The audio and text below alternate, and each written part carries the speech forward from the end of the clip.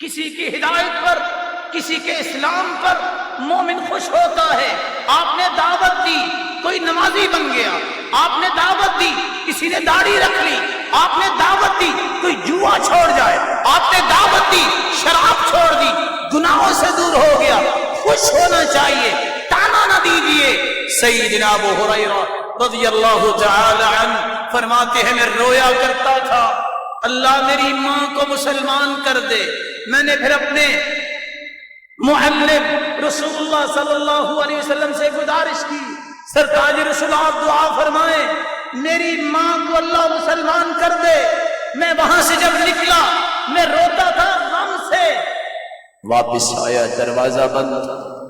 کچھ وقت کے بعد دروازہ کھلا تو میری ماں کے بارے میں مجھے خبر کیا، میری ماں نے کہا بیٹا میں نے کلمہ پڑھ لیا ہے، مسلمان ہو گئی۔ تو میں اس وقت اتنا خوش ہوا، خوشی کی وجہ سے مجھے رونا آ گیا۔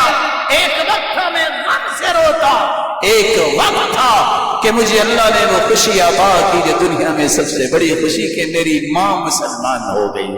پھر اللہ کے رسول سے ایک اور دعا کروائی، اللہ کے رسول دعا کر دیجئے سارے مسلمانوں کی محبت میرے اور میری ماں کے دل میں آ جائے اور ہر مومن کے دل میں میری محبت اور میری ماں کی محبت پیدا ہو جائے۔